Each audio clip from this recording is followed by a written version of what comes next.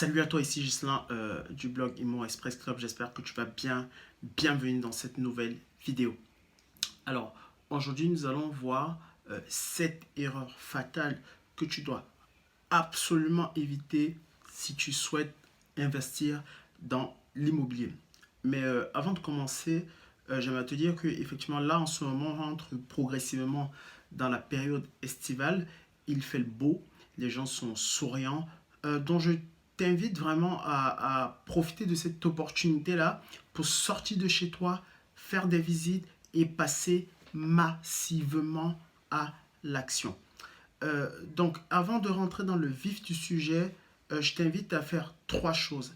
La première des choses, c'est que je t'invite à liker et à partager cette vidéo à toutes les personnes que tu connais qui pourraient être intéressées par l'investissement immobilier. Je t'invite également à t'abonner à ma chaîne YouTube pour ne rien rater, euh, pour ne rater aucune de mes nouvelles vidéos. Et la troisième chose que je t'invite à faire, c'est de prendre contact avec moi pour une session stratégique, afin qu'on puisse définir et voir ensemble la viabilité de ton projet d'investissement locatif. Je mettrai mon adresse email dans la description de cette vidéo. Et par ailleurs, j'ai également un cadeau pour toi. Il s'agit de deux choses. J'ai même deux cadeaux pour toi, si je puis dire. Euh, il s'agit donc d'une formation complètement gratuite dans laquelle donc, je te donne tous les chiffres clés, comment débuter dans l'immobilier et générer 500K euros de patrimoine. Et j'ai un bonus qui est un guide. C'est un guide avec quelques conseils clés pour débuter dans l'immobilier sereinement. Merci pour déjà pour enfin voilà, on a un peu balayé déjà un peu une petite intro. Donc on va rentrer dans le vif du sujet. Donc comme je l'ai dit, c'est 7 erreurs fatales à absolument éviter si tu veux te lancer dans l'immobilier. La première erreur à éviter, c'est d'acheter ton appartement cash. Ce que je veux dire, c'est qu'il ne faut jamais utiliser son argent lorsqu'on veut faire de l'investissement locatif. Il faut utiliser l'argent des autres. Et quand je dis utiliser l'argent des autres, en fait, il faut utiliser l'effet de levier du crédit bancaire. Je vais prendre un exemple. Si vous, pour 5 ou 10 cas que vous mettez en apport, vous avez tout de suite 100 000 euros qui vous sont prêtés et que vous placez dans un appartement à un taux de rentabilité à 10%. Vous voyez que tout de suite, votre argent travaille pour vous et vous génère du cash flow, vous génère des revenus passifs. Donc, alors que si dans le cas contraire, si vous avez utilisé cash, bah, vous n'aurez pas les mêmes niveaux de rentabilité. Et surtout, vu que vous aurez utilisé tout votre argent, vous ne pourrez pas multiplier les investissements. Donc, je vous déconseille vraiment d'acheter vos appartements cash. Il vaut mieux utiliser l'argent des autres. Il faut utiliser l'effet de levier du crédit bancaire. La deuxième des choses que vous devez absolument éviter, c'est acheter du déficit. En fait, beaucoup de gens vont rencontrer des promoteurs qui leur disent oui, achetez du neuf, investissez dans des programmes neufs via des dispositifs Pinette, Duflo, etc. Mais moi, je ne sais pas pour vous, mais moi, un investissement où tous les mois je dois mettre de l'argent de ma poche, c'est pas ma définition de gagner de l'argent. L'investissement immobilier doit vous faire gagner de l'argent et pas vous en faire perdre. Donc, je vous conseille vraiment de fuir ce type d'investissement-là, ce type d'investissement où tous les mois vous devez mettre de votre poche. Pour moi, c'est pas vraiment la définition d'un investissement locatif. Donc, il faut vraiment éviter d'acheter des dettes. Il faut vraiment investir dans des actifs. Pour moi, un actif, c'est vraiment quelque chose qui vous rapporte de l'argent tout de suite et pas dans 20 ans dans votre poche. Donc, il faut investir dans des actifs et ne pas investir dans des dettes, dans du déficit. Donc, je vous conseille vraiment de ces dispositifs Pinel-là. Ce n'est pas vraiment ce que je conseillerais si vous souhaitez investir dans l'immobilier. La troisième erreur à absolument éviter, c'est acheter sa résidence principale en premier. Euh, Si vous achetez votre résidence principale en premier, ce qui se passe, c'est que tout de suite, vous remboursez des mensualités tous les mois. Donc, et vous bouffez votre capacité d'endettement. Et demain, lorsque vous allez, si vous avez déjà un gros crédit sur votre résidence principale et que vous allez ensuite voir votre banquier, vous lui dites, écoutez, mes chers banquiers, j'ai besoin d'un crédit pour acheter un investissement locatif. Il y a de chances qu'ils vous disent non, parce que pour lui, vous êtes déjà fortement endetté et vous ne pourrez pas faire face euh, à ce nouveau crédit, à ce nouvel investissement locatif. Donc moi, ce que je conseille, c'est vraiment, avant d'acheter éventuellement votre résidence principale, c'est investir d'abord dans le locatif 1, 2, 3, 4, 5, 6, 7 biens qui s'autofinancent et qui vous rapportent du cash flow positif tous les mois. Et lorsque donc vous irez vous présenter avec ça, avec ces investissements qui sont bien structurés, qui vous rapportent de l'argent euh, tous les mois, et ben, le banquier, il vous suivra pour acheter votre résidence principale. Or, si vous avez d'abord acheté votre résidence principale et que vous avez un gros crédit et que effectivement avec les mensualités, enfin, voilà, déjà c'est tout de suite plus compliqué pour que le banquier vous suive pour investir dans l'immobilier. Donc, je vous conseille vraiment d'acheter d'abord vos investissements locatifs avant d'acheter votre résidence principale. La quatrième erreur que vous devez savoir, c'est de penser que votre banquier ne vous aime pas. Non, le banquier, tout ce qui intéresse en fait le banquier, c'est votre situation à l'instant T.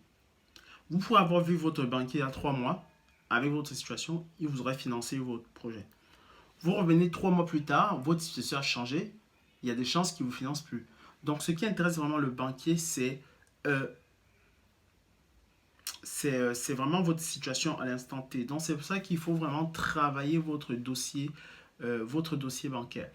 Et qu'est-ce qu'il faut savoir? Et comment vous pouvez faire ça? Vous pouvez faire ça. Enfin, il faudrait que vous preniez un banquier, que vous avez des revenus réguliers tous les mois. Une fois de plus, revenus réguliers, euh, c'est pas un CDI, c'est pas un CDI. Enfin voilà, ça peut être tout ça, mais prouvez que vous avez des revenus réguliers tous les mois. Et aussi, il va falloir travailler sur vos comptes. Il faut que vos comptes soient propres. C'est-à-dire qu'il faut qu'il n'y ait pas d'incident, que vous pouvez prouver à votre banquier que vous pouvez épargner. Il faut prouver à votre banquier que votre compte fonctionne sans incident. En fait, il n'y a pas de recette magique. Donc, il faut vraiment que vous ayez des comptes propres avec des revenus réguliers. Et là, vraiment, il y a 90%, même voire 95% de chances que le banquier vous suive dans votre investissement locatif. La cinquième chose que vous devez éviter, c'est faire les travaux vous-même. En fait, là, il ne s'agit pas de dire que vous n'avez pas les compétences pour faire les travaux. Vous avez même certainement les compétences pour le faire. Mais ce qu'il faut savoir, c'est que lorsque vous voulez être un investisseur à succès et que vous voulez multiplier les investissements, il faut savoir utiliser 3 leviers. Le premier levier, c'est utiliser l'argent des autres. Le deuxième levier, c'est utiliser les compétences des autres. Et le troisième levier, c'est utiliser le temps des autres. Moi, je dis toujours que lorsqu'on est investisseur, il faut toujours se concentrer sur ce qui apporte le plus de valeur. Et vous, ce qui vous apporte le plus de valeur, c'est dénicher la perle rare, c'est dénicher la bonne affaire. Une fois que vous avez déniché la bonne affaire et que vous avez signé chez le notaire, il faut déléguer cette partie-là, la partie travaux, à un artisan pour que tout de suite, vous rebasculez dans le côté investisseur. C'est vraiment la recherche de l'investissement locatif. Par contre, quand on dit déléguer, déléguer ne veut pas dire je ne suis plus rien. Non, on délègue, c'est-à-dire on confie cette prestation-là à des artisans, à une société externe, mais on suit toujours le process des travaux. Il ne faut pas déléguer et dire on fait confiance à la veuve. Non. Donc effectivement, moi je vous conseille de toujours déléguer les travaux. Le sixième point que je partage avec vous, c'est vraiment ne faites pas confiance à quelqu'un, ne faites confiance à personne dans l'investissement locatif parce qu'il y a de l'argent en jeu. Et lorsqu'il y a de l'argent en jeu, les gens peuvent pas vous mentir, mais peuvent omettre de vous dire certaines choses. C'est-à-dire que l'agent immobilier peut omettre de vous dire qu'il y a quelque chose qui ne fonctionne pas bien dans l'appartement. Il peut omettre de vous dire qu'il y a un projet d'autoroute qui va passer à côté de l'appartement. Le banquier peut omettre de vous dire qu'en fait le taux qu'il vous fait est extrêmement élevé, que vous avez franchement pu trouver moins cher dans la concurrence. Donc vraiment, ne faites confiance à personne, vérifiez absolument tout. Il faut absolument tout vérifier. Même quand vous déléguez les travaux, il faut suivre les travaux. Ne déléguez pas aveuglément les travaux. Dire, bon, la personne va faire les travaux et vous vous rendez compte. Non, il faut suivre les travaux pour être sûr que ce qu'on vous délivre correspond à ce que vous avez payé. Donc, ne faites confiance à personne et suivez toujours ce que vous faites, vérifiez tout. Et le septième point que je partage avec vous, c'est que il faut toujours tester la demande locative. Parce que beaucoup de gens achètent des appartements au petit bonheur la chance en se disant peut-être que ça va se louer. Je vais acheter là, bon, mais bon, je suppose que ça se louera. Non, non, non, non. Quand on achète, on doit être sûr que ça va se louer. Parce que si vous achetez un appartement et que vous n'avez pas, de locataire, bah, ça ne sert pas à grand-chose. Ça ne sert pas à grand-chose. Donc, effectivement, il faut toujours tester la demande locative. C'est-à-dire qu'il faut que si vous achetez un bien, il faut qu'en face, il y ait une demande locative. Et il y a des moyens très simples de tester une demande locative. Je prends un exemple très simple. Si aujourd'hui vous achetez un studio de 20 mètres carrés, je ne sais pas dans quelle ville, et ben vous pouvez mettre tout simplement une annonce sur le bon coin en disant voilà, je loue cet appartement pour telle somme là. Et vous voyez si vous avez des retours. Parce qu'en plus, tester la demande locative va vous faire connaître deux choses. Ça va vous faire savoir s'il y a vraiment une demande locative par rapport à là où vous l'achetez. Et deux, ça va vous permettre de savoir jusqu'où les gens sont prêts à payer pour votre bien. Si vous mettez un studio, je ne sais pas, je disais à tout casser, vous mettez 500 euros, vous avez pas mal de retours. Il y a de fortes chances que si vous mettez 4000 euros, il n'y a personne qui vous contacte. Donc voilà, ça va vous permettre de savoir voilà, jusqu'où je peux pousser en termes de loyer. Et ça va vous permettre aussi de savoir est-ce qu'il y a véritablement une demande locative par rapport à ce que je veux acheter. Donc, il ne faut pas faire les choses à l'aveugle. Quand on achète, on sait qu'il va y avoir du besoin, on sait qu'il va y avoir de la demande locative. Donc, voilà, je vous ai partagé cette erreur fatale, selon moi, à absolument éviter si vous voulez investir massivement dans l'action et être un investisseur à succès et atteindre l'indépendance financière. Il faut éviter ces erreurs. Je vous remercie de m'avoir écouté et je vous dis à bientôt pour une nouvelle vidéo. Ciao!